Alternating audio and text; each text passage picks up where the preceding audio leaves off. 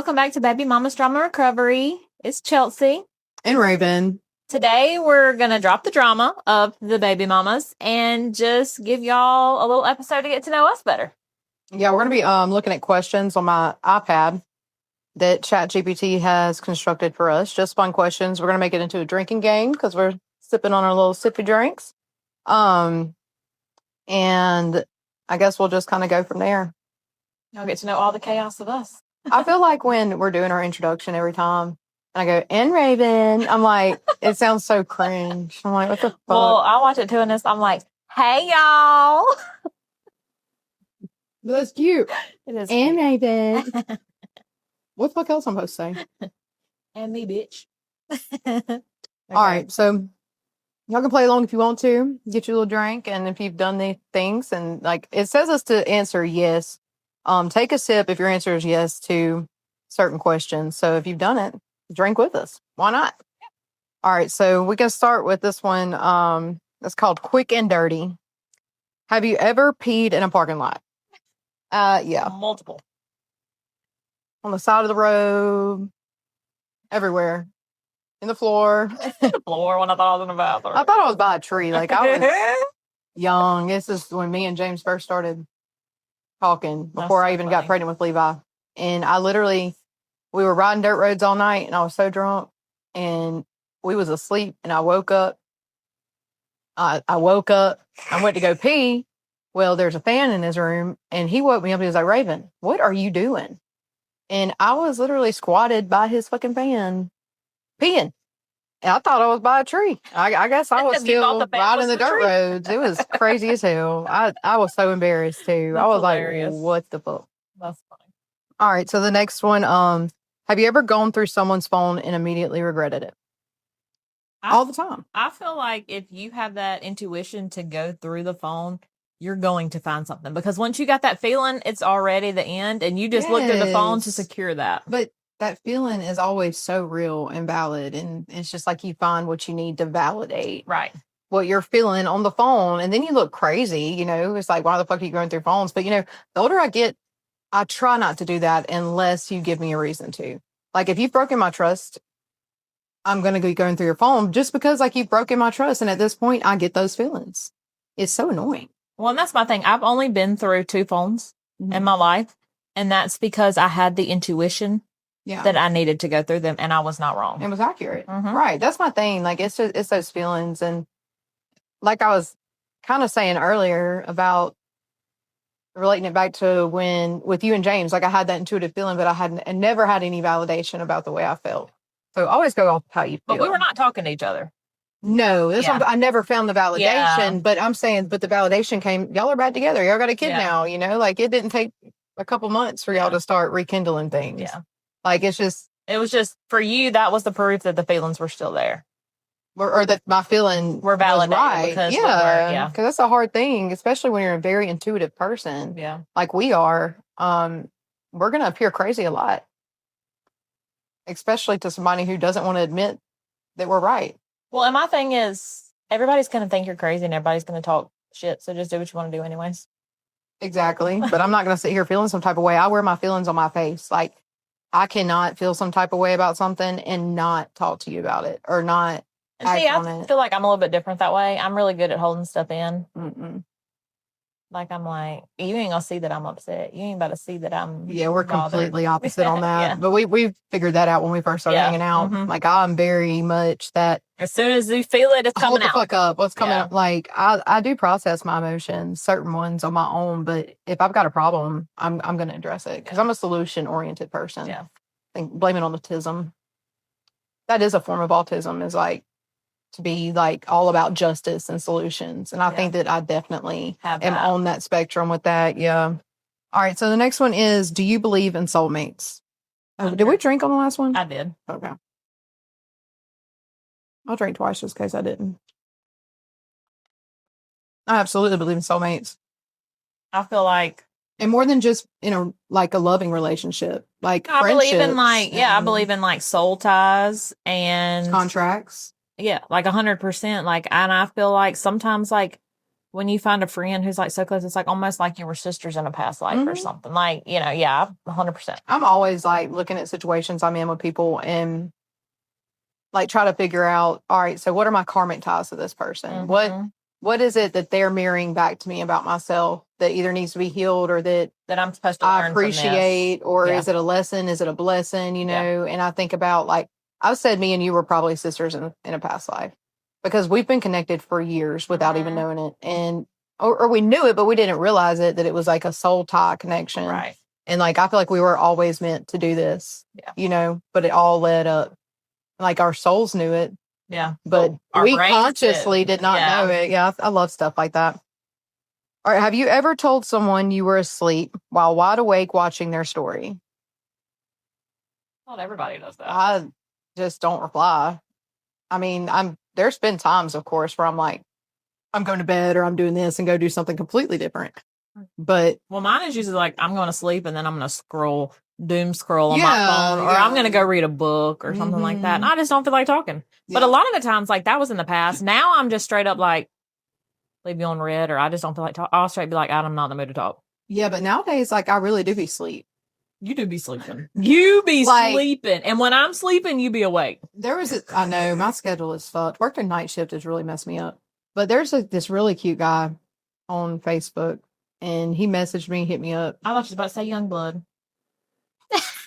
She has got our TikTok algorithm for the podcast page flooded with this person she's obsessed with. And I've been noticing the past couple of days I ain't said nothing about it. She said something about it today. And I was like, is not my every type. other video is this Youngblood. I'm like, get the fuck off of my algorithm. And it's funny because he is not my type at all. Like I like I guess he is skinny and I like a skinny guy, but he's not scruffy, and I love a scruffy guy, but he's real clean shaven. But his vibe and his personality is just like, oh my God. Something about him. And his accent. I don't know what it is. Because I get my little obsessions too, but like something about him gives you an ick. And like him and his girlfriend did like the collar, like she collared him and he wore like a lock chain around his neck. And I love that. That's hot. Like I love how MGK and yes, Megan Fox wore a little vial of each other's blood. I tried to get James to do that, and he was like, "That's weird as fuck, Chelsea." It's witchcraft. And I'm like, it's so hot though. Like I think it is sexy. Yeah, like I've got like a vampire kink and shit like that. I love do stuff like that. Yeah, but and James is always like, because like when I get a cut, like I suck my blood. Well, quit asking and just do it. Yeah, that's true. One time, here's a bottle of your blood. Here's a bottle of my blood. Put it around your motherfucking neck. But no, back to my story. This guy, he messaged me and he quit talking to me, and I think it's because he really thinks I'm lying about being asleep. But I'm like, I don't think that anybody really sleeps as much as you sleep. I'm like, dude, I really just be in the bed. I've literally not went anywhere really since I've had these days off. Been in the fucking bed. But anyways. I don't question you about your sleep. I'm just like, if she ain't answering, she's sleeping. I'm out like a light. Like for real, I'm a sleepy girl. Let's see. Have you ever felt like you were living in a simulation? All the time. Yes. And when I first woke up to that shit, it was fucking wild. Like, it's just like, somebody asked me when I was telling them about it, and this was 2021. They were like, have you ever seen The Truman Show? And I said, no. They're like, you need to watch it. I still ain't watched it yet.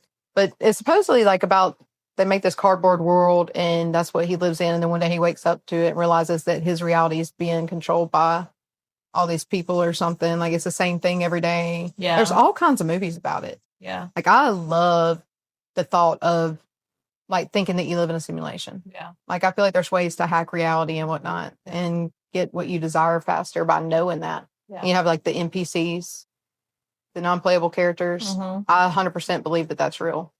Like there's been times where I've sat in restaurants and looked around and I'm thinking to myself, are these people real? Like I almost want to walk up like and a holographic and be like, just to confirm that they're real. But when you never speak to them, think about how many people you pass on a day that you don't never speak talk to. Yeah. So it's just like, I forgot there was this part on the last podcast. Then you went to the bathroom. And you can literally hear you peeing. You have your mic on, and then you hear the toilet flush, and I'm like, what the? I'm just sitting here scrolling on my phone. Oh, that's funny. All right, so let's talk about that simulation thing. I don't know where we were at. I think we're pretty much because we were talking about like what if people are like holographic and all that. Oh yeah. All right, so what's the next one? So Next one. Have you ever cried over a TikTok that wasn't even sad? Some of these TikToks really do like get me in my gut.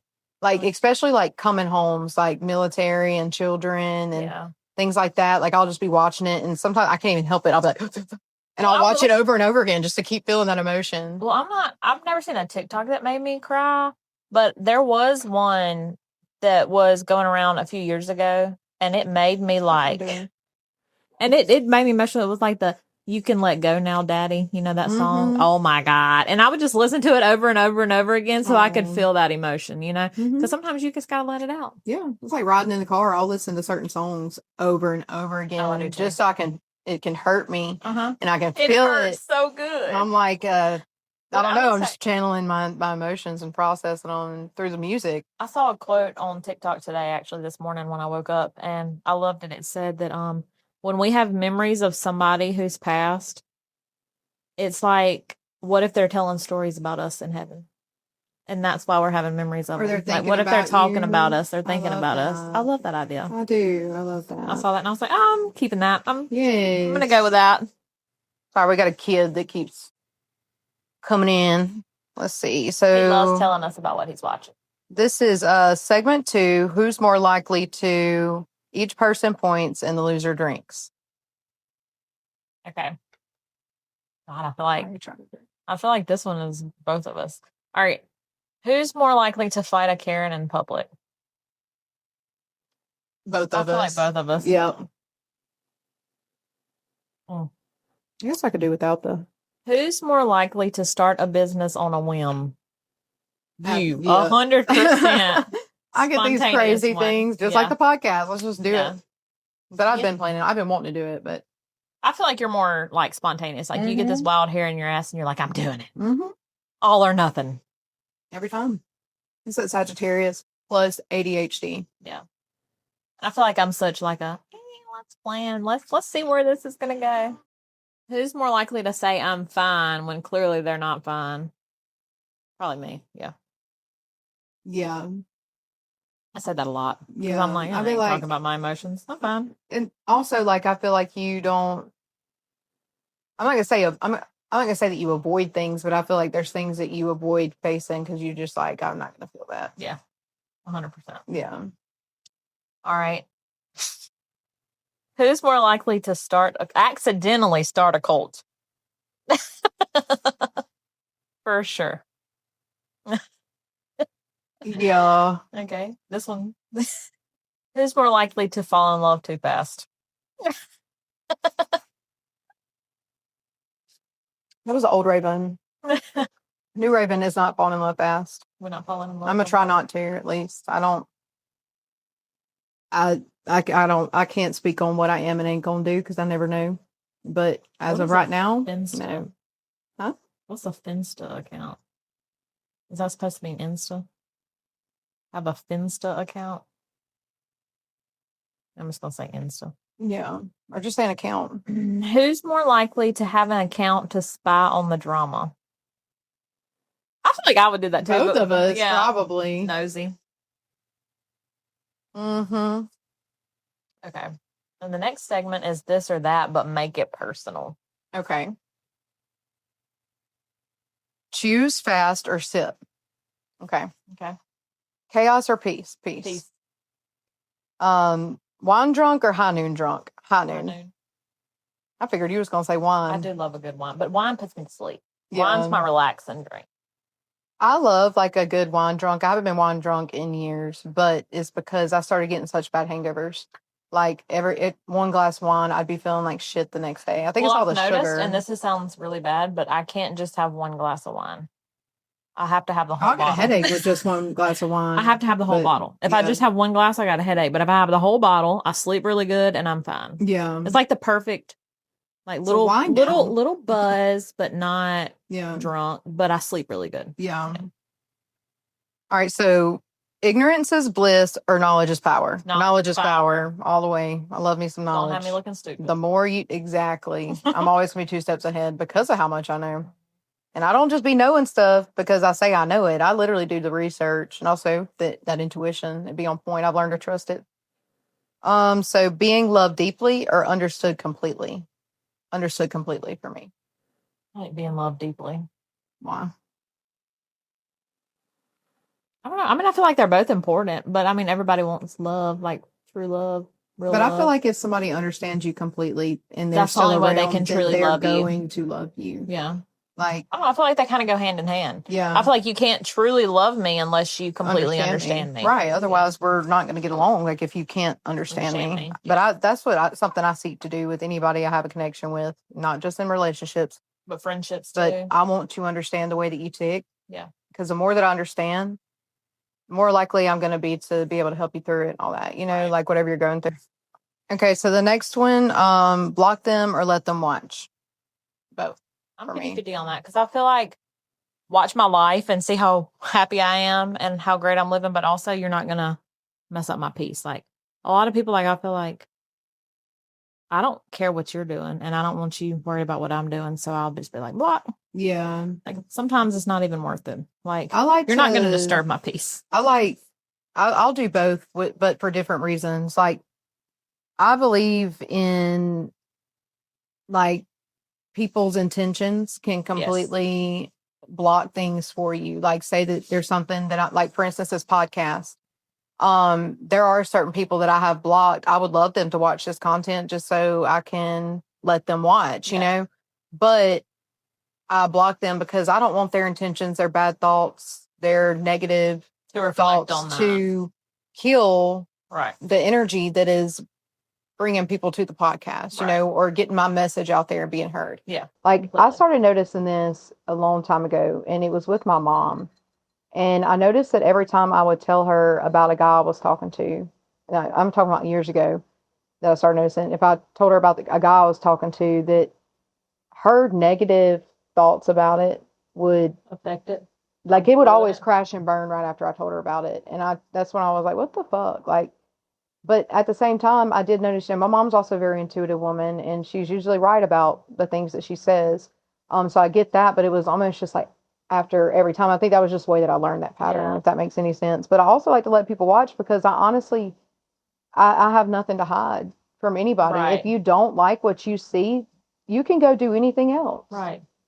So it is what it is. I promise you I ain't worried about you. That's what I feel. Because I'm worried about myself. I'm too worried about me and myself and my life to be worried about anybody else. Yeah, that's the way I am. But I love to be the center of somebody else's life. Yeah. If you want to make my life about, or your life about me, go ahead, baby. Yeah, I love the fact knowing that if my name comes up, it's an issue. Like, love that. Yeah. Mm-hmm. It's honestly kind of like a powerful feeling. Mm-hmm. For sure. All right. So the next one, podcast from a couch or a jet?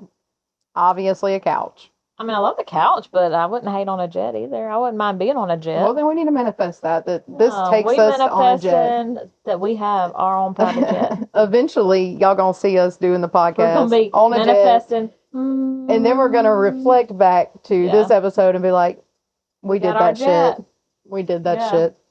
All right, so your turn. Okay. Yes, that's segment 4. Segment 4. Ooh. Conspiracy or nah?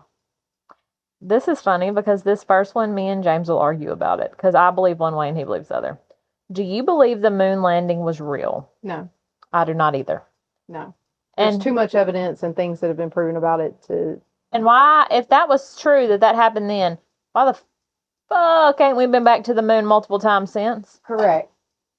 It's just, there's a lot of points to it. It was a long time ago that I really looked into that. And you had this footage and the flag is just whipping in the wind up there, but there's supposed to be gravity. Mm-hmm. Like that makes no gravity. That makes no sense. No. Yeah. See, we're on the same page on that one. No, for sure. All right. Is there a secret society running the world? Yeah, I think so. I think they're running it, but they want us to think their way. It's more of the media. I think it's a lot to do with the media. That's their tool. Media's their tool. Yeah. But okay, so this is out there. I'll be out there, but this is what I truly believe. Okay. Or I'm not gonna say that I truly believe, but it's a conspiracy that speaks very loud to me. Mm-hmm. That I feel like it could be real, and I believe that in the Bible, I do believe in heaven and hell, angels and demons. But I also believe in otherworldly entities. Right. Extraterrestrials, aliens. And I believe that there could be other ecosystems and life like beings in the universe that could be fighting for our planet. And some of them are real like high vibrational and some are lower vibrational. And you got your angels and demons, you got your high vibrational angels that bring peace, hope, love, happiness, all the higher emotions. And then you have your hell or your demons or your lower vibrational entities that bring fear, anxiety, guilt, all the bad things. And I believe that these entities want to possess the earth because you can have a physical life here on earth as in a soul. Like as souls, we can have a human life on earth. So I do believe that there are forces that are bringing us down, through the media, like you said. Like they want us to feel all these things and think all these things and program us. Like it's not just media. You got your school systems, you got your churches that are out here teaching the wrong things and making us think ways that we're not necessarily supposed to think so that we can live in their bubble. Right. You see what I'm saying here? You see where I'm going with that? I get that because it's kind of like what they did with the COVID vaccine. Oh my God. God. It was all a scare tactic and they made it so everybody would get it. Like they scared it and made it to where so many things were mandatory to get it. And that's insane to me. Yeah. It was a big psychological operation. My stance on that with COVID, I'm glad that you brought that up, is just like I was trying to write a book about it. I have got it started, but I haven't tapped back into it in a while just because I've been in survival mode. But I worked as a nurse during that, and I actually worked the COVID ICU, and I did not get vaccinated, and I was so against it that, like, I mean, they ended up firing me, but I was so far against it that I was telling people, like, don't do this shit.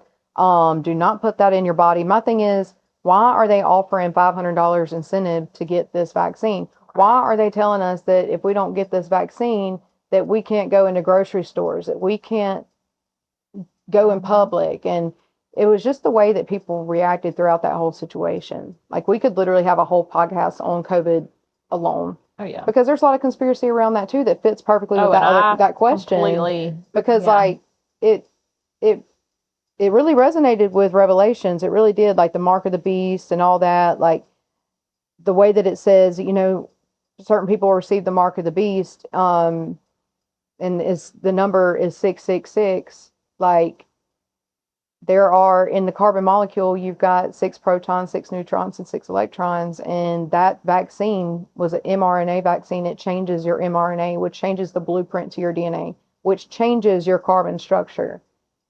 And that's scientific about it. You know what I'm saying? Like that is the first mRNA vaccine that has ever been made. Well, and that's my biggest thing is too, like what was strange for me and the main reason I didn't get it. Well, for one is like, I feel like unless I do a lot of research on something, I'm not putting something in my body. Yeah. And then also the fact that how did they come up with a vaccine for it so fast? Yeah, it takes made like over 10 years to develop a vaccine. And that's why I was like, absolutely It's because it was all planned. Yeah. It was it was very biblical to me. Just, that's when I had my spiritual awakening and all that. And I think that was all part of God's plan for me, but it was just like the 666 thing. And then how it says in the Bible that you will be ridiculed during those times. And, you will be blasphemed and you'll probably, lose I lost everything. I did get ridiculed. I did get blasphemed. I couldn't work as a nurse for like a year after I was fired, because nobody would hire me because I didn't have the vaccine. I lost my house. Like I owned a house at the time. Like the only thing I held on to was my fucking car. But, I remained true in my word because that is what God was leading me to do. Right. And I didn't understand why people couldn't see that. But looking at the Bible and really reading it and seeing what it says about those times, like, I think that that's been completely taught to us wrong. I think it happens a lot. Yeah. Revelations in on a personal level and a collective level. Like, I don't believe it's the end of the world. I think it's the end of a certain time. Like an end of an era. Yeah. And it's just, we can go very deep into it. I'm not going to keep going because I will keep going. Oh, I love conspiracy theories. I do too. So I'll keep on going. Like, I wonder if the one that my big one is too. Another one that it's not in here. But I'm going to bring it up. So another one that me and James don't agree on. But he's not big for conspiracy theories. He doesn't like all that. Yeah. But my other one is 9/11. That was 100% an inside job. Yeah.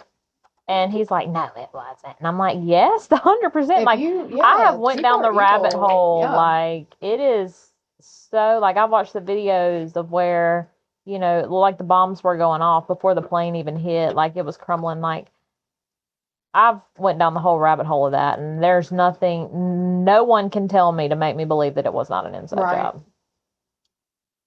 And I think that's what our government did to make our people feel comfortable with going to war, because that's what they wanted. Yeah. It's not anything that I'm passionate about, like the 9/11 thing. Yeah. But it is something I do believe that it was an inside job. Mm-hmm. People that seek to control, and that's another one, like relating back to that question where it says, like, is there a secret society that runs the world? They want to keep us in a state of living hell on earth, in fear and anxiety, because the easiest way to control somebody is to make them scared. That's how fucking COVID got everybody. And it's not just that, but it's population control too. Through the media, that there was over $7 trillion worth of propaganda put into COVID. Wow. Like into the propaganda, into the media.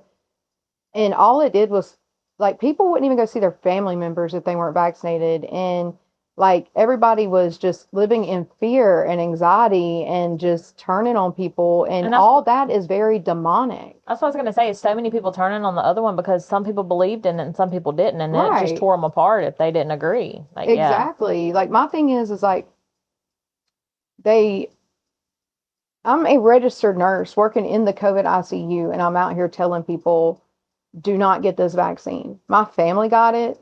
My friends got it. I was just like, why do y'all, like, that was one of my biggest internal tests during that time was, why do these people not trust in my word?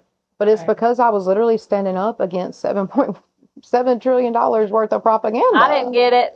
Thank God, like, it's just, which we didn't really talk too much during that time. Yeah, but I was 100% against that. One of those things, like, where I was very alone with my beliefs. Nobody else thought like I did. I'm the only one in that, pretty much in that hospital, that thought the way that I did.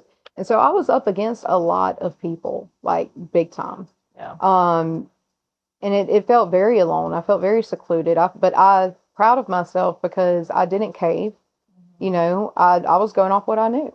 But why weren't people listening to me? I'm going and working the COVID ICU and exposing myself every day that I was there, which was 3 to 4 days a week, if not more, because we're short staff. And I was making very good money, though. But if I'm going in there and facing this head on, I never got sick. I never got COVID. If I did, I didn't know because I wouldn't do the test either. Like, I've got conspiracy. It's not even conspiracy about the test. It specifically says on the test box that the cotton tips were coated in ethylene oxide, EO. So if you look that up, that is very carcinogenic, which means cancer causing when exposed to the human mucous membranes. So we're sticking that shit in your nose once a week to go to work. Or no, you're not testing me for fucking COVID. I'm not symptomatic. Kiss my fucking ass. Like, that's literally how I was. Yeah. And every single way, not just the vaccine, the COVID, the virus itself was very real, but the virus, the vaccine, the testing strips, every bit of it was to hurt humanity. Either kill people or get you sick later down the road. And it was just this huge, sick thing. And I really wish people would have listened to me back then, because I don't know what the future holds for people that got vaccinated. I mean, I hate, especially the multiple vaccines. Yeah.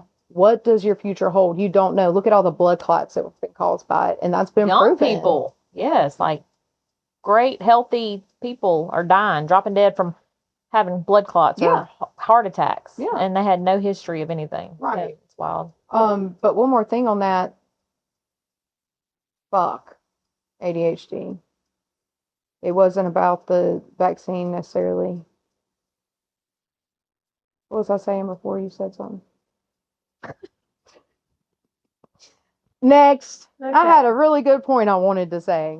So you're talking to the wrong one. My memory is like, well, it's the ADHD. All right. Do birds work for the government?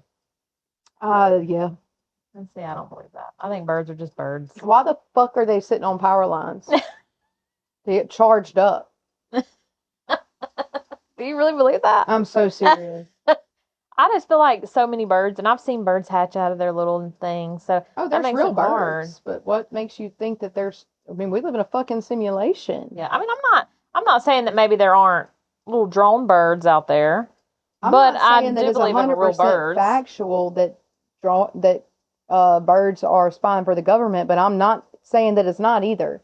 Yeah. It's very possible, and I mean, I it's do feel like very it's weird to me possible. that birds sit on a power line. Like it's just real weird. Yeah. And then if you look at the pigeons, like in parking lots, something ain't right about them.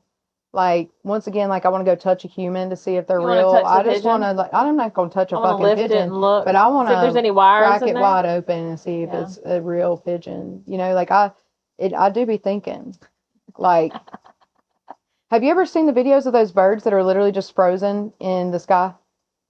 Mm-hmm. Yeah. How? Yeah. How? Oh, yeah. It's I mean, that's what I'm I'm saying. just I'm not something that I would be like, ain't no way. right. Yeah. Isn't that me too? I Yeah. think about it. I definitely think it's a possibility. Yeah. All right. Is deja vu a glitch in the Matrix? I think two ways about that. The way I've always looked at deja vu, and I love when I have it, I've always thought that when I have it, it means that I am where I'm supposed to be in life. That's what I've Like always you're told myself. exactly where you're right supposed to be. Right. I've always heard that. So I've got two things about deja vu.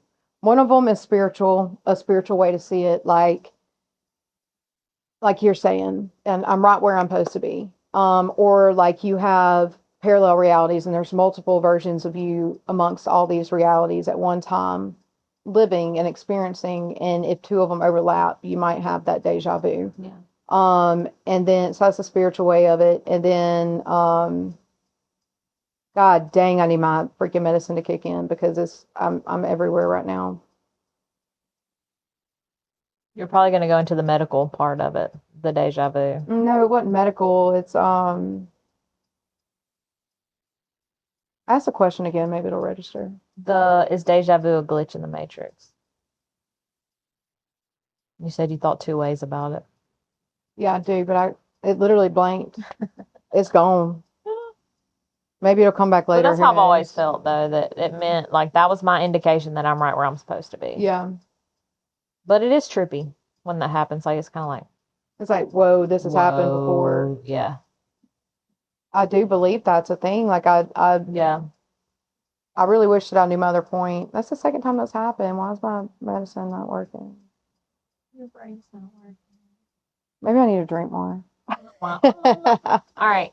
Did the world end in 2012 and now we're just floating in some weird limbo?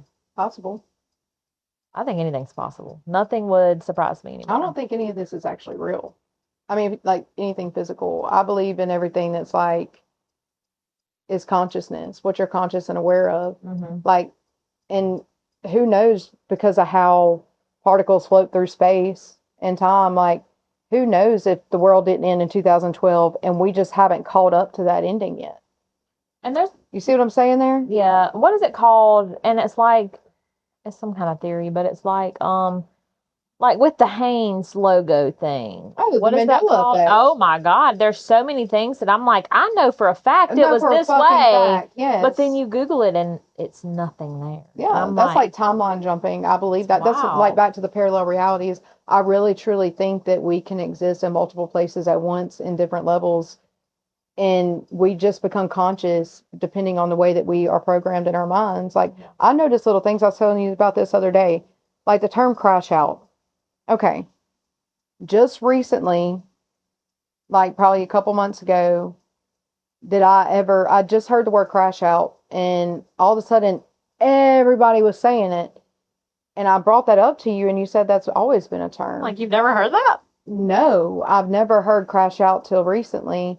And I'm just thinking to myself, like, did I do some kind of quantum jump into a reality where the word crash out is a thing? Because when I have like quantum jump before. I've looked into all that because it happened to me, like quantum jumping in different realities. And I had to understand what was happening because it didn't make sense. It was during COVID. Like it was really weird, when I had that awakening. And it's kind of the way that I've learned to work with the universe to know that I have stepped into a parallel reality is things like that. That term just pops up everywhere. Yeah. Things that are so normal to everybody else that I've never heard of, that I've been around my whole life. Yeah. It's just, that's my communication with the universe. But the Mandela effect, you just can't say there's nothing to it. Right.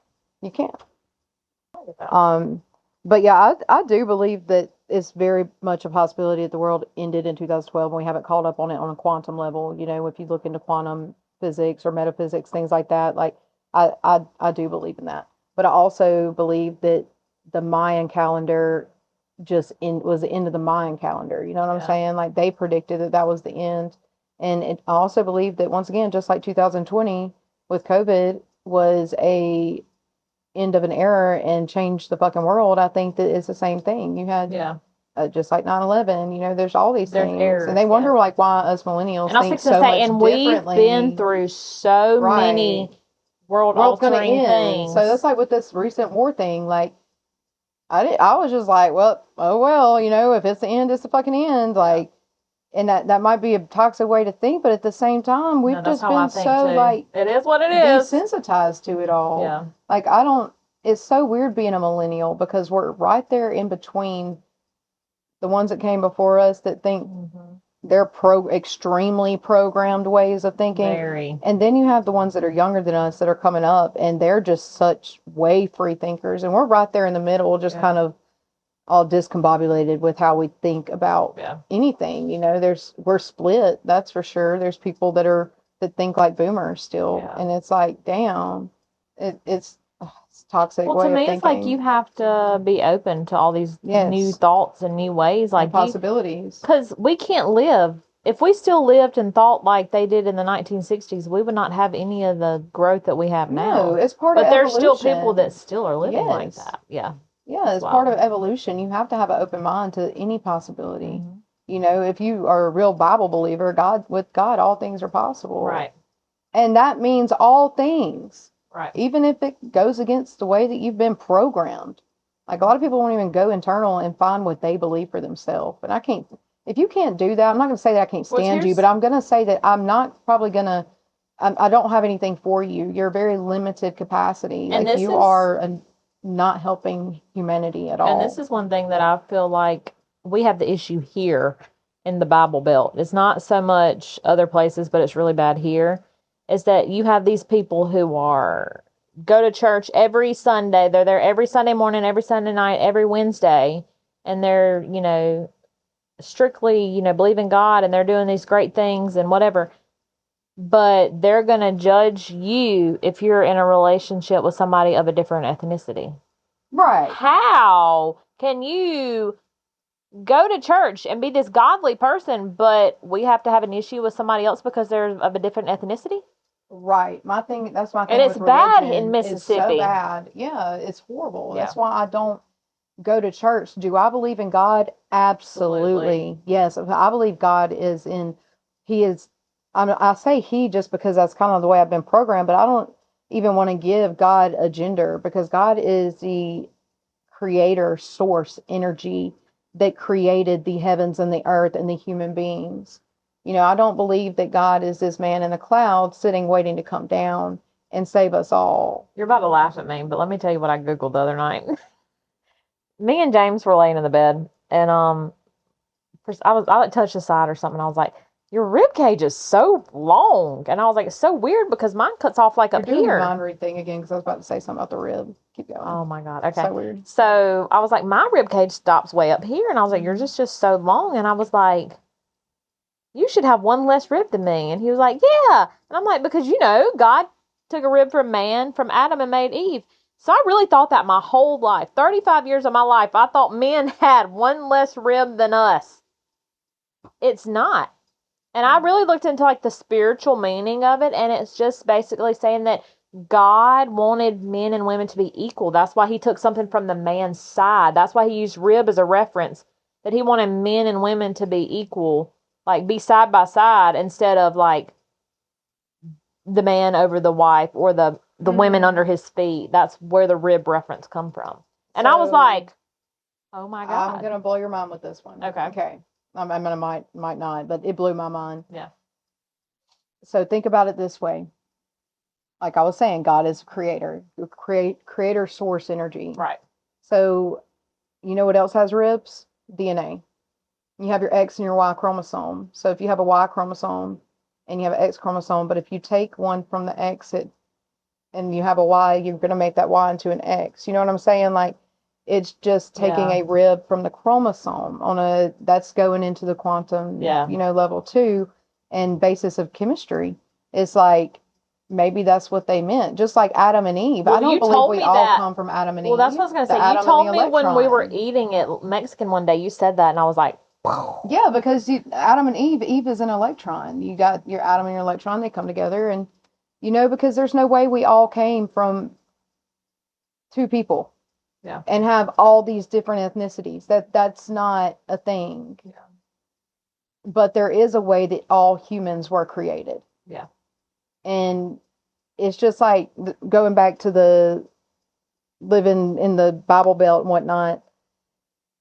The reason I don't go to church is because 95% of the people sitting in a church pew are doing gossiping. The number one thing that you're not supposed to do, and that is judging, because God is the only person that is supposed to judge, and your thoughts about the person sitting next to you should not dictate or define that person. And that's my thing. I would love to have a church where I feel like my family could go. I would love for my children to be a part of a family where, we love God and we praise God and we manifest all these great things. I want that so bad for my family. But I have never visited a church or been part of a church where the people in the pew in front of me were not gossiping about somebody else. Right, or just trying to be better than everybody else. Or make comments about, like, my tattoos, or would judge me that I had been divorced, or, and I don't, such a fucking hypocrite. Like, I don't feel like that. I'm not going to go to church because I'm not there to get judged, baby. If I go I'm there to worship God, but I believe that you can worship God anywhere that you're at any time. I tell you what, I am grateful every single day, and I pray every single day. I'm constantly praying. I'm constantly showing gratitude to God. And I didn't find God in a church. I found God on my bedroom floor when I was at my lowest fucking moment. Like, that is where I found God, or God found me. Oh, yeah, and I feel like people probably look at us and think, oh, they're doing all these things. They don't believe in God. Like you said, I pray every single night. I pray for my husband. I pray that, for, that his, I pray and thank God for our stability and our home and our kids' health. And, I every single night I pray for all those things, and grateful that God woke me up every single day. And just because I cuss or drink or have tattoos or I've been divorced does not make me any less of a person that is in church every single Sunday morning. And those are just actions that you're talking about. Right. Here's the thing. When it comes to sin is your intention behind what you're doing. And so you could be out here. I had one of my patients the other day tell me that I was going to go to hell because of my tattoos. And I was like, I'm putting a nicotine patch on your arm. You smoke. The body's a temple. So that's where it references anything about tattoos. Well, no, that's not how it works, baby. Mm-hmm. Anything that you do to disrespect your temple, including eating all these horrible foods. Why do you think people get so many diseases and everything? That's my thing. Like, your intention behind what you do is what makes it a sin, not the action of doing it. Other than, maybe taking a life. Yeah. That's not for us to do. That's for God to do. Right. But anyways, so we're moving on to segment. Are you done? I'm done. Okay. I didn't want to cut you off. No, you're good. But segment 5, deep-ish questions that hit. Sip before answering to brace yourself. So let me take a big old sip. Let's just take a sippy sip. Okay. What's something, how do we want to do this? You want to answer first and then me? Yeah. We'll take turns. Okay. What's something most people misunderstand about you? I think people probably get the idea that I'm not necessarily a pushover or scared, but like, there's some telepathy going on here, because I was going to say, I heard pushover. That I'm so weird. This pushover, and that I let people just walk all over me, when that's really not true. I'm not a weak person. I have no problem with, I will fight anybody. I'm not scared of anybody. Like, I'm very much a strong, but I'm very strong-minded to the point of, like, I just, it's not worth it. And I think you're heavily medicated too. That too, yeah. Because I used to be a lot. That's why I've been considering going to get on medicine, because I'm like, Chelsea just handles it all so nonchalantly, and I'm like over here like. And I used to be not that way. Like I was ready to fight somebody at the drop of a hat. Like I was balls to the wall. And so my medication does help me. It mellows me out a lot. But I feel like people probably look at me and think like maybe I'm scared or like something, but I'm not. I'm not scared of anybody. I think it's just I'm so calm now to the point that like it's not worth it. Me acting out of character is not worth it. Yeah. And I don't want my kids to see me act out of character. That don't mean that I won't. Right. But I think that's probably a misconception about me, is that I don't jump to, not necessarily defend myself, but I don't do what most people would do in certain situations. And I love that about our dynamic, because I'm the complete opposite, right. But I also I definitely don't think you're a pushover. I don't think, I can see where people would think that. Yeah. But I know you better than the average person too. But my only worry with that about you, with what you're talking about, is I don't ever want to see you be so nonchalant about something that you neglect your core. Right. You know what I'm saying? Like, because I'm a firm believer in protecting that and nourishing who you are. Right. It doesn't matter, what it looks like or how it makes somebody else's feel. Like, I never want to see you sacrifice your emotions and well-being for the expense of somebody else. Right. That's it, right. But that, if you were doing that, I would tell you, right. That's just kind of relationship we have. Which, and I know sometimes you're like, you need to stay on that. Like, yeah, you need to stay on that. Yes, there are things just to, not just to prove a point, but to get justice. That comes back to that autism part of me, that like, I believe in that everybody deserves justice for things, and sometimes you have to fight for that. Yeah. Sometimes you have to be uncomfortable and make somebody else uncomfortable to make sure you get that. Right. So, all right. So mine, what's something most people misunderstand about you? I think that I'm misunderstood on many levels. Yeah. I think that a lot of people do not get to meet me. They know who I am, and when I'm out and about and socializing, they get a very shallow version of me, because I'm not able to go into the depths of who I am. Right. And I've been through a lot of trauma, and I've overcame a lot of things, and I've dealt with a lot of shit in my life. And so I think differently, I tick differently, I react to things differently. And I believe that people think that I'm something that I'm not. Help me with what I'm trying to say. Then, like, people, you feel like people are just seeing surface level. Right. They're not seeing you for who you really are and what all you've been through. And that's not something that you show people right away. That's not something that you're just going to throw out there. And there's a lot of people that don't understand my loyalty. Right. And my, like, how loyal of a person I am, and how, like, truly genuine, good-hearted of a person I am. Right. Because I do come off, like, extremely... I guess I could be perceived as a bitch sometimes, like just by RBF. Like Dauber watching it, he was like, "She's so sassy," and I am sassy. And you are but sassy, and there's nothing wrong with that. Me being sassy to be sassy, it's just you stand on business. I do. Yeah. I do stand on business, but there's so many. I have so many layers to myself that I get it. I'm a hard person to understand. Right. But if you don't take that, like, put in the effort to understand me, you never will. And I'm going to constantly mind fuck you. And I will say that, one thing about me too is that I feel like a lot of people probably think that I'm this huge bitch and that I'm heartless and that I have no feelings and that I've never thought that about you. That because I feel like people don't see the side of me where I do have emotions. Like, I do have feelings. It's just not many people are going to see that side of me because I don't want them to see that side of me. Like, I don't like showing weakness. Right. I've never thought that you were, like, heartless or cold or anything, like, ever. Even, like, before we were friends. I've always just thought that you were just chill, nonchalant. Yeah. But yeah, I've never thought that about you. I've never really heard anybody talk shit about you. Yeah. Ever. But yeah, and I feel like I am very nonchalant. Mm-hmm. And that's okay. I think that's, I love it for us because we balance each other out. All right, so the next one. If your younger self saw you now, what would they be proud of and what would they roast you for? Yeah, 100% my younger self would roast me for having multiple baby daddies. 100%. I roast myself for having multiple baby daddies. Yeah. What was I thinking? And then something that my younger self would be proud of would be definitely that now that I am able to have maturity and sweep things under the rug and not react immediately. Like, I think that's a big thing. And also, I think my younger self would be very proud of the fact of, like, the relationship that we have. Because Absolutely.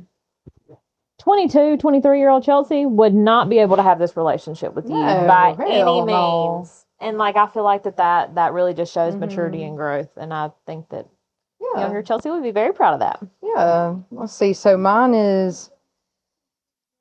All right, so I would roast me for my choices in men. Just, god dang.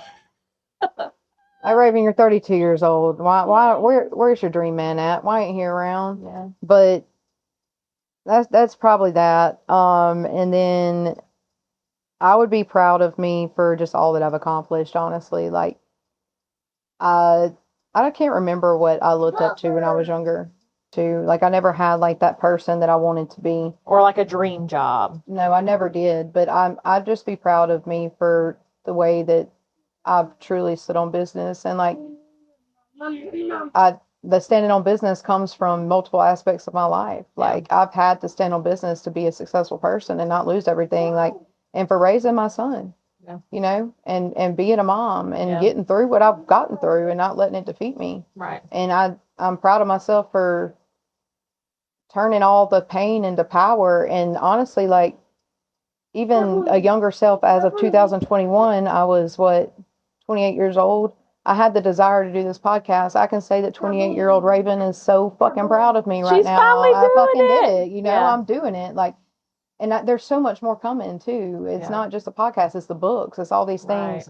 I'm doing it, you know. So it's just, I'm very proud of me. And I think my younger self would be, I see it in kids like Adeline and, you know, Sophie, and I see how I can feel their emotions and I see my younger self that way. Right. Does that make sense? Like, how I'm leading by example for them to go for what you want. Yeah. And that makes me very proud. Right. All right. So what's a belief you used to hold that you've totally let go of? I feel like I've always been pretty open to everything. I feel like one that was very, you know, drilled into me growing up was, you know, that the same-sex marriage was such a horrible thing. And I felt like once I got out of, you know, the home and I was an adult and got to really see life for myself, and I had a friend who, you know, was a lesbian, that I really realized that, you know, like, love is love. Like, it does not matter who you love. And I feel like that, you know, that's something that I used to think like, I wouldn't do it. And there shouldn't be, you know, putting all this out there for the kids to see. And now I'm more like, you know, like, if my kid come to me and told me that they were gay, I'd still love them the same. I'm not going to treat them any differently. It doesn't matter to me who loves who, or like, I feel like that's probably one thing that's changed. And I'm proud of that change. Like, I love that. It's an open mind. Right. I've never seen, that's another thing that I'm probably misunderstood about. I've never seen gender or race or anything. I see you for who you are at your core, your energy, you know, your intentions. I don't see the Which physical. is important. Yeah. And that's the way I am now, 100%. Like, if people would open up their spiritual lens and quit looking through such a physical lens, they would be able to see from our perspective a lot easier. So I guess that mine would be like, I have plenty of beliefs that I'm constantly changing. And I say that all the time because I seek to grow. Right. You cannot grow where you don't change. If you're not changing, if you're not evolving. There's certain things that you believe about yourself that hold you back. And, you know, I went on that journey of, you know, doing the affirmations and reprogramming my brain and everything. So that's a very broad spectrum question for me. I guess one that comes to my mind is my belief that I used to believe that I was just not an attractive person and that everybody hated me, you know, and that like I did have that firm like belief for a very long time, you know, and now like I believe that I'm beautiful, and I believe all these really good things about myself. Like I have faith in myself that I can do this, that I'm confident in my words and the power behind my words and what I can bring into my life. Right. Whereas I used to did not believe that at all. Like there's no way, I guess these two questions kind of go in hand. There's no way that years ago I would have ever thought that I could do the things that I've done now. Yeah. So, but there's a lot of things that have changed with my beliefs, that's for sure. All right, so what's a small thing that brings you disproportionate joy? Something small that brings you a lot of joy. That brings me a lot of joy? Yeah. I guess that's what disproportionate means. Like it would be like kind of brings me a lot of like it doesn't make sense.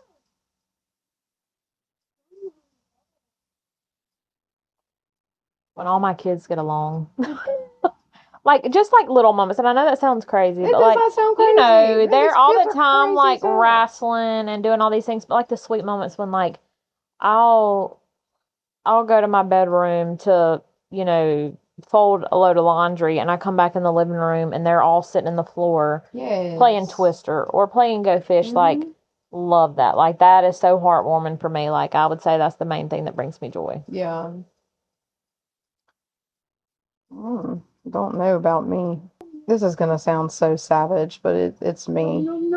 But just watching karma work its magic in good ways and bad ways, though. Right. I love to see action that maybe went unnoticed by somebody get the credit that it deserves in the best way possible. But also, I love to see when somebody has been out here doing people dirty and malicious, they get their karma. Have malicious intent and this and that, and it always get brushed under the rug, or you know, this and that. Like to see the way that it hits, right? And I like divine justice almost. Oh yeah. On both spectrums, that brings me a lot of joy. Yeah. It's almost like reaffirms to me my belief in God and karma, and that you reap what you sow. Right. And I do believe that you reap what you sow. And there's so many people, well, not so many people, but that there's certain people that I'm so ready for them to reap I what can't they sow. wait. And I'm excited to see the karma that comes for me through what I went through over the past year, you know? Right. Because I know that the bed I've been making is made out of like feathers and clouds and, you know, good shit. And then the bed that these other people made is all thorns and nails. And I'm ready to see them lay down in that bed. They gotta lay in it. Yep. Exactly. Like, that's one of my favorite things to say. And I've said this to SP and then other guys I've dated before. It's just like, if they're not, you know, reaping good things and I'm going to be with you and I'm your partner, then, you know, you're going to get the negative things that are attached to them. Exactly. I'm like, you're over here making a bed with thorns and nails, and I don't prefer to lay with thorns and nails. So I don't want to be a part of this, you know, and I stand on that. Yeah. Because I'm not, who the fuck wants to lay in a bed like that? Not me. That goes on, I'm not talking about a bed. I'm talking about your reality. Right. Well, and that's me. I don't want to be, which I'm very, very, very weird about calling anybody a friend. Like there are very, very few people who I will say that is my friend. But and I feel like somebody has to have very good intentions and be very pure. And I know that they have to be, you know, 100% for me before I am going to open up and show them the truth. Yeah. You know what I mean? Yeah. Like, what do you think my intentions towards you are? I mean, I genuinely like, and I'm sure some people look at it and think that there's bad intentions from either you or me. I'm sure that a lot of people watch this and like, oh, well, I hope they're pleasantly surprised. But I feel like that you genuinely, like both of us genuinely just want the best for all the kids and for Levi. And I think that you probably respect me and appreciate me because I don't get in the middle of yours and James's parenting. Like I respect that the big decisions are y'all's decisions and have nothing to do with me, but I am here to love Levi and step up and do what I need to do for Levi. Right. And I feel like that's a respectful thing. Yeah. And then I feel like you probably really appreciate from me. Yeah, for sure. Like I don't have any ill intent towards you. Like I see you like I see my best friend Jill, and I see Nicole like it's a real love that I have for you. Like and you know that I'm not judging you. Like you can tell me something and I'm like, oh yeah. And I love that about you 100%. Like I can confide in you about literally anything. I know that I can call you and you're not going to judge me for anything I say. That's the same love that I have to offer other people. Right. And you're one of the And it's one rare. in a million that I get that from, so my intention towards you, I just want to see you come out of your shell and, and stand up for yourself and all these. I want all the best for you. You know what I'm saying? Like, I don't know, I was just wondering. Yeah. But then I see, like, that's not a thing that's very common these days. I feel like a lot of people act like they're not judgmental, but then as soon as somebody tells them something, they're like, guess what so-and-so did? So-and-so was out doing this. Can you believe that? Like, that's not genuine. I don't want people like that in my life. God, my eye keeps switching right here. Can you see it? I feel like you can see it, so that's why it's driving me crazy. No. I feel like people might watch this or just see what's going on between you and me and see our relationship. And I feel like they may think, oh, she's, just doing that to get back close to James. Or, to like, but it's just like, are you fucking kidding me? Well, if you think that, you know nothing about me. And in my mind, like, I have never once thought that you wanted James back or that James would want you. Like, I have that fear is not at all in my body or my mind. On your mind. And, we're both intuitive people. You would feel that. Yeah. And I don't. Like that, but there's. Hell no. No, even if y'all weren't together. Yeah. Even if James was single and y'all never were together, and say he was single this whole time, I would still not want to be with him. You know what I'm saying? Yeah. Because I know that we're not compatible. We're not in that way. No. And that's the thing is, I feel like me and James just level each other out very well. Like, I'm his level-headed. Yeah. Because crazy. When he wants to go balls to the wall, I'm like, hey, now let's calm it down. Yeah. And then when I have my moments where I'm like, let's go fuck shit up, he's like, no, you need to step back. You need to take your medicine. Yeah. So I think we just balance each other out. Y'all are way better than like I could be. You know what I'm saying? Like I'm crazy too. So we would just probably be crazy as fuck. Just get medicated. So the last one of this section, what is a hill you're willing to die on, even if it's ridiculous? Okay, so a hill that I'm willing to die on, and this will probably ruffle feathers. Ruffle them. But it's kind of like the stature of like a man and a woman. Yes, I know, like, I'm all for feminine and women and men being, equal and equality and all those things, but I will stand on and firmly believe that a man is supposed to be the head of the household and a man is supposed to support the woman and the family. Like, I fully believe that is what the man is supposed to do, and I will die on that hill that the man is his job is to work and support the home and the family, and not necessarily if the wife doesn't have to work. Yeah, it's great if she's at home taking care of the kids, but I'm not saying that every woman has to be a homemaker. A woman can have a job and a career and support the family too, but the man's main priority should be to support that family. And that is a hill that I will 100% die on. No, I agree. I believe that a man is supposed to lead physically, and I believe that a woman is supposed to lead spiritually. Mm-hmm. Because as a woman, we harness so much power that we create life in our bodies. And I believe that we are supposed to be put into our feminine energy, and it takes having a man there that can support you on the levels of like the physical things, finances, stability, protection. That way you don't have to worry about anything, and you can lead spiritually, meaning that if a woman is sitting in their feminine energy and it's a healthy balance between masculinity and femininity, she is able to manifest the things. So many things, right? That, and if she's happy, you're going to be getting all these blessings. You're going to get all the blessings from her manifestations. Like, you're going to feed off each other. And I desire the hell out of that. I know that if I had me a king man, a man that really truly supported and provided and loved me, and it was completely like there was stability there, I'm already a powerful manifester. I'm already like, I already bring things to me, but I would be so much more powerful, right? Because I have to focus so much on survival, right? On all the things that I shouldn't have to do, right? That takes away from my feminine power. Like that dream team, that dream couple, I could truly have that with somebody. Mm-hmm. And it's that belief, like you're saying, that's a hill you're willing to die on. I agree with that 100%. Like it's. And I feel like that's a 50-50 thing now, but I feel like the more we go on, it's not as. I feel like those are more like old timey ways, and people don't really believe in that as much. And I don't like that. Like we were talking about in the last podcast, like there's so many hyper feminine men now, but that's because these women that raised a lot of the millennials babied the fuck out of their sons and did not teach them accountability and respect and all that. Like, there's so many men out here that are basically grown children. Man child. Yeah, that and that's Sabrina Carpenter song. Me. Like, why am I more like masculine than you do? Right. Like, I can't be with the man.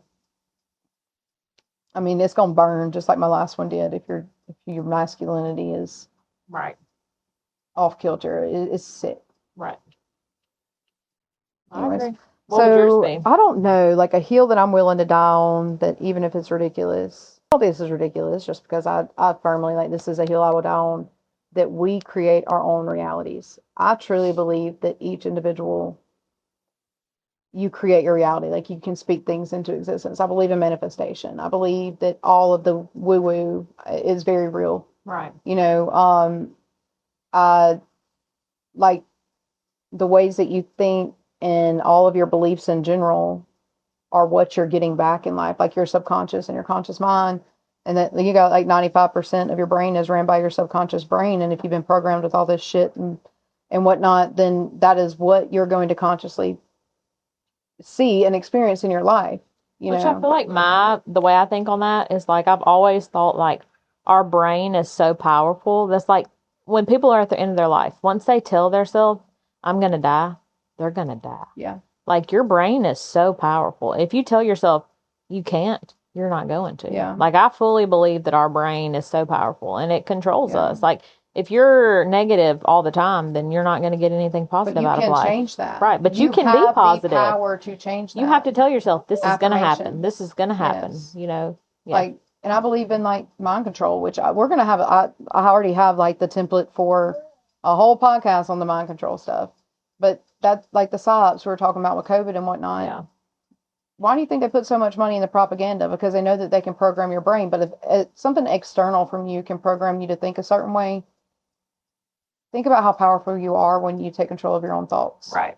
You know, like, I feel like I'm not easily programmed. I'm very much like even with other people, like, you know, when you meet somebody and they're like saying all these things about somebody, say there's somebody that they're talking about and they say all these things about them. And I'm like, I'm going to find out for myself. I want to learn for myself. Yep. Every time. Like, I want to see how that person is. If they haven't done anything to me, then I can't have anything negative to say about them. Right. And I won't. I will hear what people are saying. Okay. Acknowledge it. But I'm still going to find out for myself how somebody is. Right. You're and that's not going like, to tell me how to think or believe about somebody. Well, that's kind of like, you know, the last situation that you were in, that relationship and that situation. Mm-hmm. If I didn't know that person and specifically have been told that that person was talking trash about me while I was in a position where I was taking care of their kids, then, and know how they really were, then I wouldn't have been able to see exactly where you were coming from. Like, obviously I would have heard your side of it, but I would have if I didn't know, then I would have had that in the back of my mind, was like, well, what's her side? What's, you know, because that's always how I am. Like, I know that there are always two sides to every story, but the fact that I knew before you that situation and knew that, you know, this is somebody who's taking care of your children and you're talking bad about them in your home. Like, you know, and that's for me was just like, well, of course I never acknowledged it. It's not worth it to me. I don't care. But things like that, like, I feel like I have to make my own assumptions about things. And that's 100% the way I am. And that's the way I've always been and the way I always will be. I agree. And I feel like maybe, you know, that some people probably look at it and think like, why am I on your side with it? And not just because I've seen the whole picture. I've seen how everything played out. But also because, like, I knew the way that she operated. Right. But also, and there was no reason to have anything against me. Like, you also, like, learned through my actions and seeing how the shit affected me. Right. And whatnot, that this shit was real. But also, if I'm going to come talking about somebody to somebody, I'm coming with facts. I'm not coming with opinions. I'm not coming in, oh, she's just this and that. No, I'm coming in saying, here's the fucking screenshots with the text messages. Here's the video recording. Like, you can't make this shit up. That whole situation. Right. It's so freaking insane the ways that she came up against me. Right. That it does sound made up. Right. And it's, you know, how many times I got called delusional while we were together by her? That's a projection, baby. Fact is, you're delusional because you have these thoughts in your brain that don't exist, that you're trying to make me carry for myself. That, like, even if you didn't believe me, it's weird because I was thinking about this earlier. Even if you didn't believe me, I have faith enough in myself and my story that it's always going to be evidenced. Right. The truth always comes to the light. If there's one thing God has shown me, that it's practicing patience, that, like, and playing the long game with things. The truth is going to come to the light. So you may not believe me when I say, not you. I'm talking anybody about in general. Yeah. You might not believe what I'm saying, but I can guarantee you that you're going to come back and you're going to tell me, shit. And even if you don't come back and tell me that, I'm going to be able to tell by your energy next time I see you, oh, you found out. But like you were saying with, like, you know, eventually, like, the truth always comes out. Mm-hmm. And, like, I feel like that's the situation that I'm in right now. Like, you know, always very much a factual person. Like mm-hmm. I want to see the facts. So in the back of my mind, I'm very much like okay, so-and-so said this. Is it true? Could this have happened? When did this happen? How did this happen? Like, I'm a very, like, I need facts about everything. Yep. And then, so I did, like, in that situation, have questions in my mind. But then it's like proof just started coming out. And then it's like. Which situation? Yours or mine? No, mine. Yeah. And I'm just like, okay, well, why was that lied about? Like, I remember the day we connected the dots. Yeah. And I was like, whoa. Right. Chelsea. Right. And that really set it in for me, that was like, it definitely did happen. Like, she's not lying. Yeah. She's not. Yeah. We can feel those things. Yeah. But, all right. So. I gave me chill bumps just talking about it. Look at my legs. So that's spirit talking, saying it's true. You can have it here.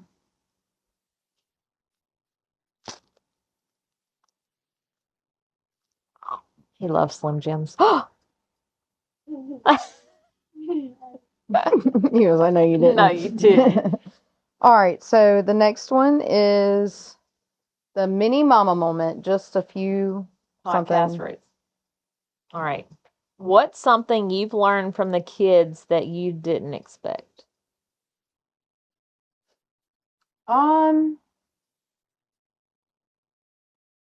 So, like, that your actions and the way that you interact with your children, especially at the beginning parts of their lives, becomes like their blueprint for how they think and operate. And another thing would just be like unconditional love. That, like, there's nothing that Levi could ever do in this life that I would turn your back to him. That I would reject him for. I will discipline him. I will lead him along. I will disagree with him, you know, but I would never turn my back on him and, you know, tell him that he's not worth it. Like, that is now spills over into every area of my life, that I try to see from that perspective with everybody, because everybody deserves that unconditional love. Right. But I probably just the unconditional love aspect that I learned from the kids, honestly. I think that's a good one. And also, I think mine would probably be the fact that which obviously I know they watch everything that we do, but they feel our feelings. Like, they react to things the way we react to things. They watch everything. And, like, if we are looking in the mirror and calling ourselves, oh, I kind of look kind of fat, or I look kind of ugly, they take in those emotions and they're going to reflect those the same way. Like, I had to be pretty conscious about that now. Like, I used to have moments where I'd look in the mirror and be like, oh, I look so fat. Definitely taught me how to love myself. And I'm like, oh, you know, and I feel like that's something that a lot of parents need to think about, is their kids are watching everything they do. They're watching how you handle your emotions and everything, and they're going to reflect that. Right.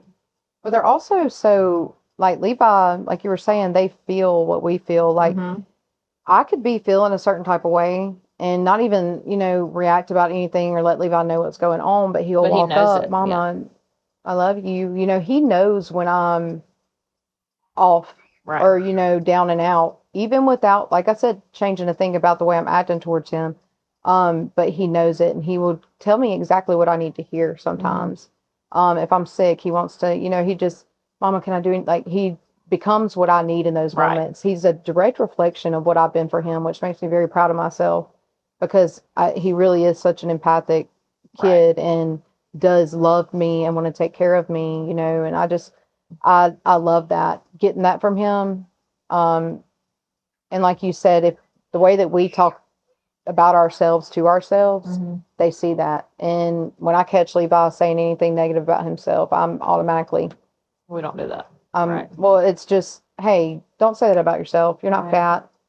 Like, don't say that about yourself. Like, he's gaining a little bit of weight right now. I said, Levi, the last time you did this, you shot up like 3 or 4 inches. I said, dude, what you're doing, your body is getting ready to get taller. Like, look at your daddy. You ain't gonna be fat. Look at me. Yeah. Like, there's no way he's gonna be fat. All right. So, what's the best advice that you'd give a new stepmom or baby mama? Well, a stepmom and a baby mama are 2 different categories. Advice for a stepmom: before you decide to officially become the stepmother, evaluate the situation. I mean, give it some time. Set one good hard boundary with your man's baby mama and see how the response goes. Yeah.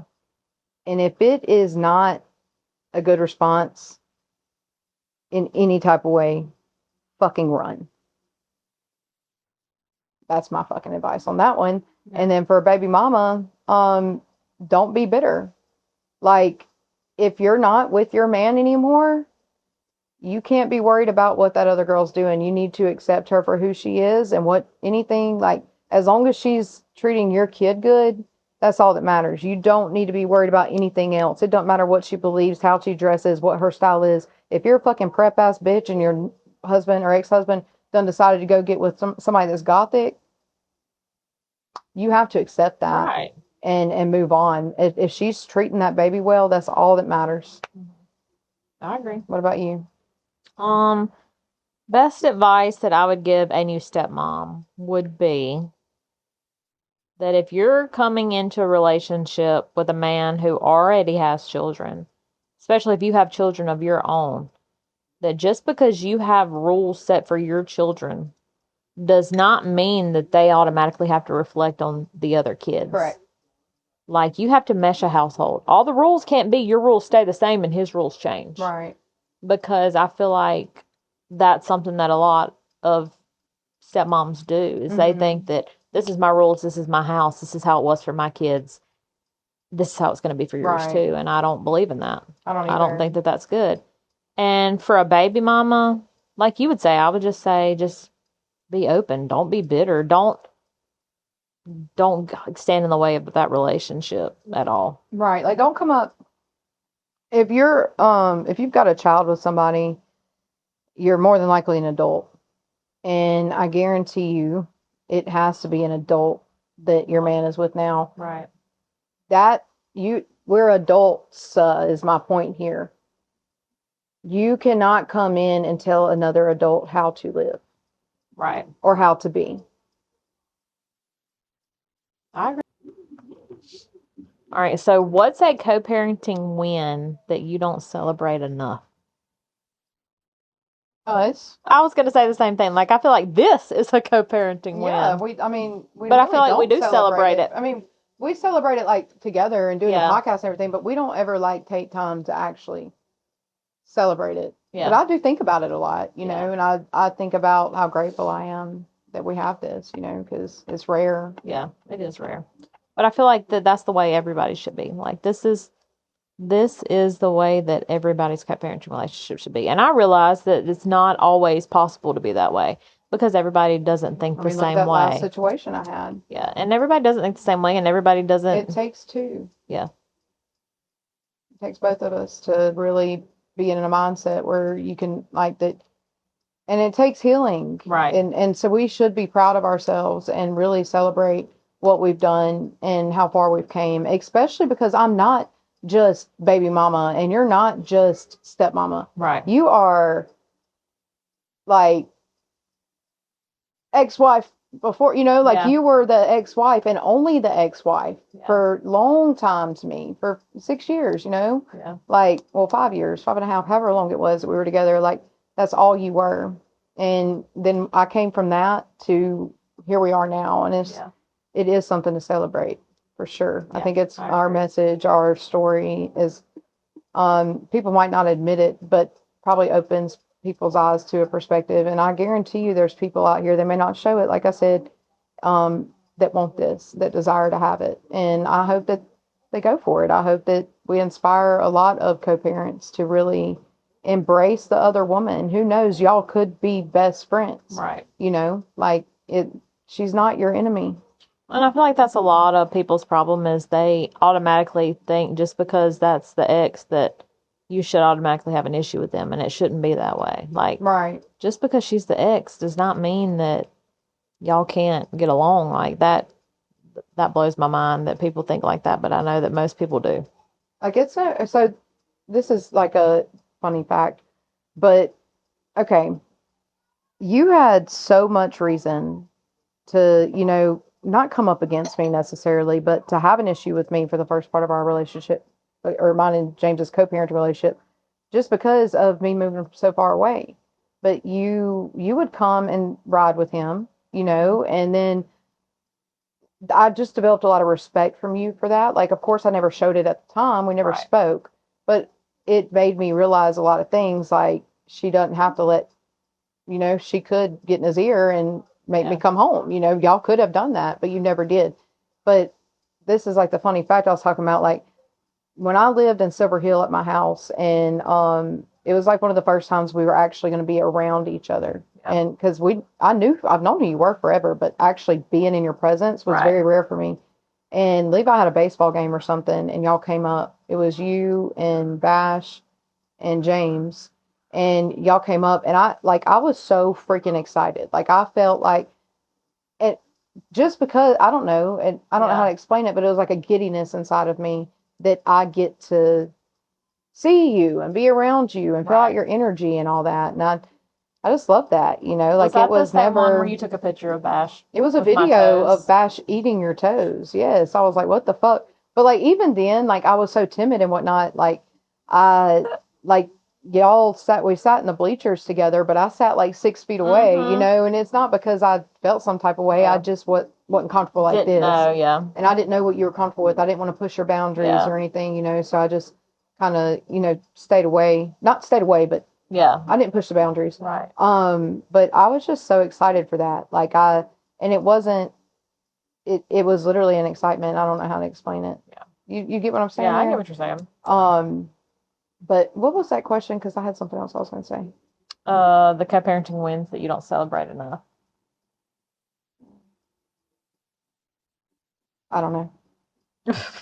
I had something else to say to that. Me another drink here. Okay, so this one is the outro game. Manifest it or leave it. So you're going to say, I'm calling in blank and I'm leaving behind blank. So something that you're wanting to let go of in your reality and something that you're wanting to replace it with. I would say I'm calling in success and positivity, and I want to leave behind just the doubt of this is not going to work out, or what if, I guess, like, what if this doesn't work out, or what if change that to this is, but what if it does work out? Right.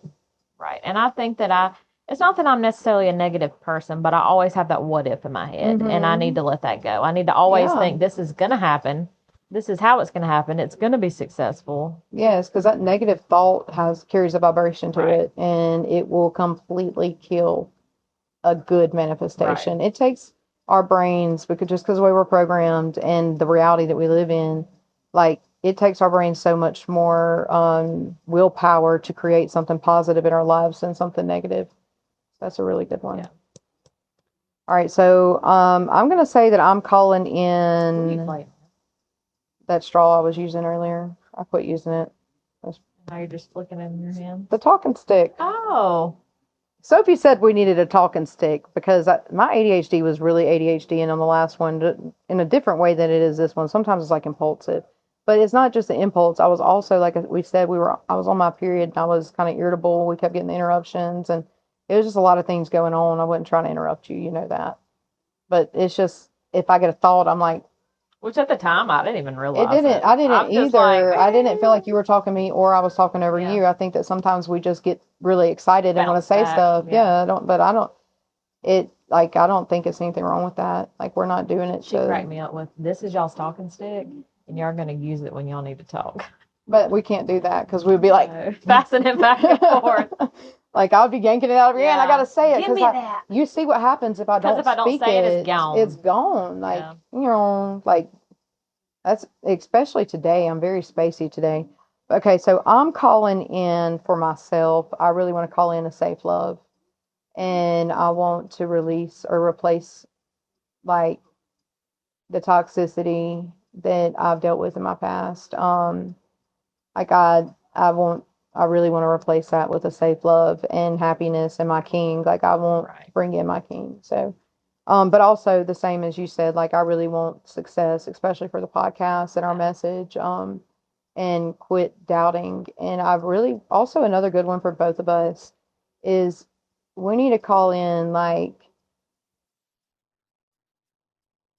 truly embracing who we are as individuals and who we are together in our dynamic, and replace playing small, because I feel like me and you both have been playing small on the podcast, especially me, because I have been holding back, but it's not because of fear of being exposed on my podcast. It's more so because of my situation, but that's done and over. Right. And I feel like I really need to quit holding back, you know? And I feel like I'm guilty of that too. Like, I give like a little bit of a watered down version of. Yeah, we do. Like, we both have. That's what I'm saying. Like, we need to really start.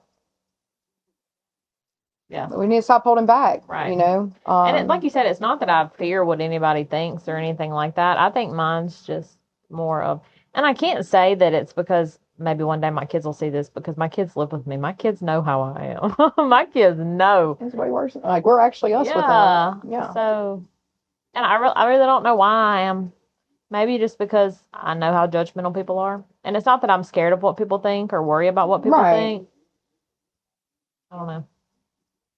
I think that you might fear, for real, that you might validate people's judgment of you with something you might say on the podcast. But something Carrie Underwood said, on which I don't really give two fucks about Carrie Underwood. Like, I really don't care for her. But she did say something that I liked. I saw it on a TikTok, and she said, one of the American Idol stars asked for some advice or something, and she said, my belief is just post and ghost.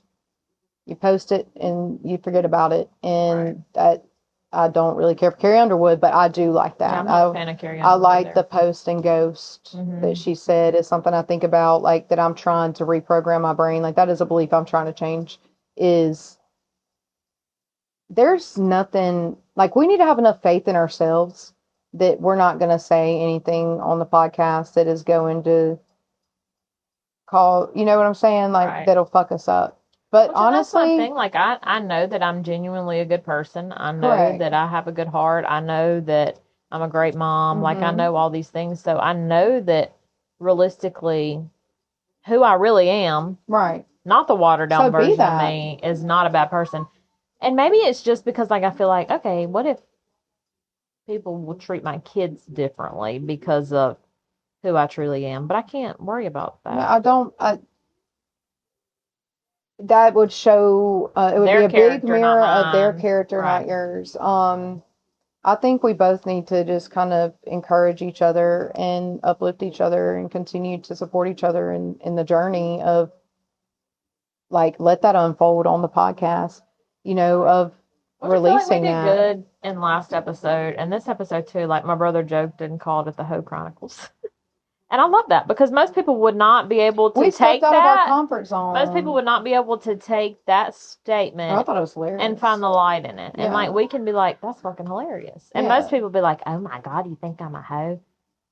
I know I'm not a host, so I don't care what you call knows, me. Like it's a joking thing, and like so I'm sure some people saw that comment and was like, "Oh my God, somebody's calling him a hoe!" Ha ha ha ha ha. No, it was my brother, and he knows. It's hilarious. It's fucking hilarious. And if it was somebody random, like I asked Chelsea, I was like, "That was your brother." Yeah. But the only reason I knew that is because the screenshot you sent me was like I saw his picture and it was the same picture on there. Oh, and I was like, okay, thank God.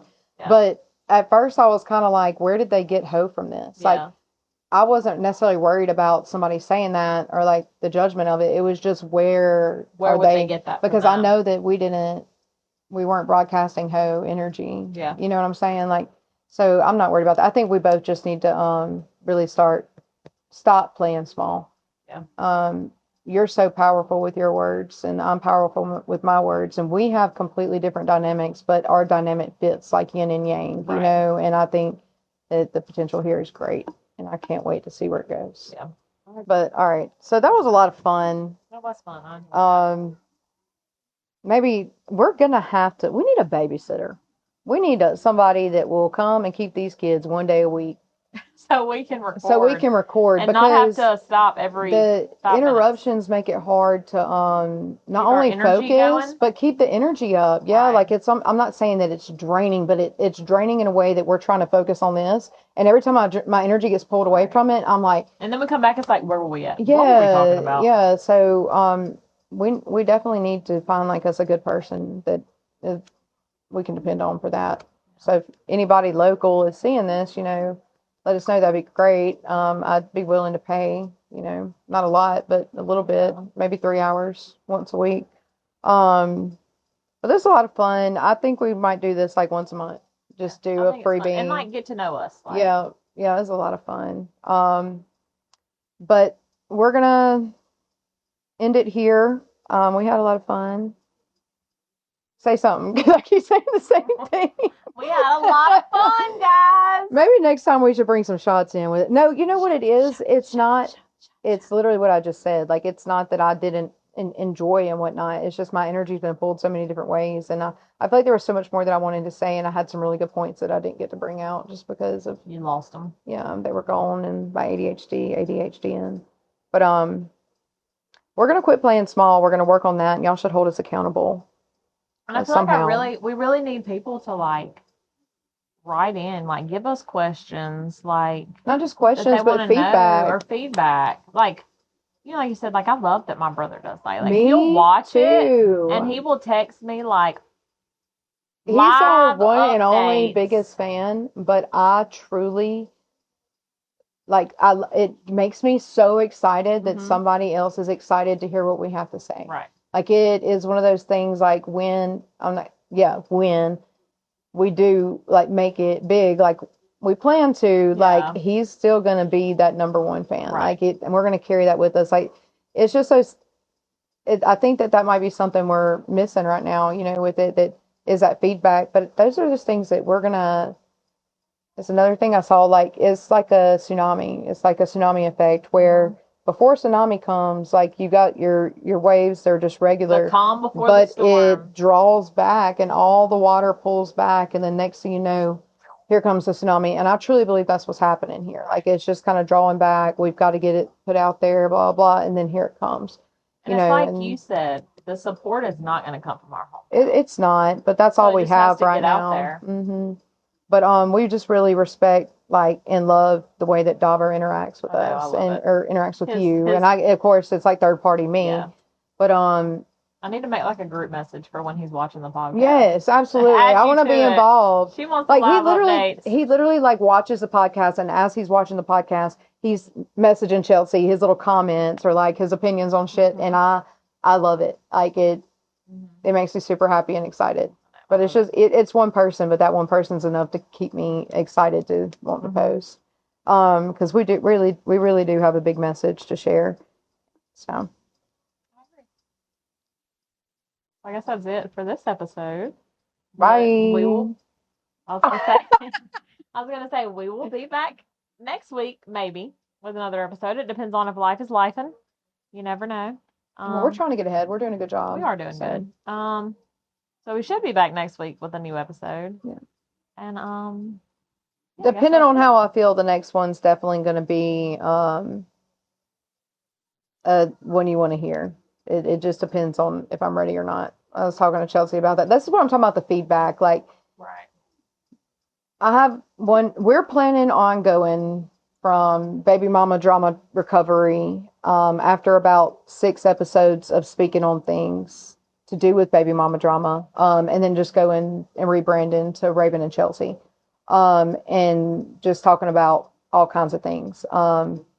But there's probably 2 more episode contents that we have to do with baby mama drama recovery content, and one of them is really emotional like it's very emotional for me, and it's the emotion's a little too raw right now for me. We were going to do that today, but I was like, let's just do something kind of light because I'm not really ready to talk about it yet. But that'll either be next week or the next. And I think it'll be really healing for you to do that. Yeah, I've got a lot that I need to get out. It's really the inspiration behind us starting this podcast, and I've kind of given little hints in the other episodes, but this one is going to be like all of it, you know. So I just wasn't ready for that today, but that is coming up, and then we'll be moving on to Raven and Chelsea. All the raw, dirty, everything. Get to know us. Anything and everything. It's really exciting. It's not just going to be centered around the baby mama drama. That is something, like I said, that episode's going to kind of explain why we started it with that title, which our lovely little sign. I don't love it. Oh no, it fell. Oh, okay, that's fine. I wonder when it fell. I didn't hear it. Yeah. Okay, that's fine.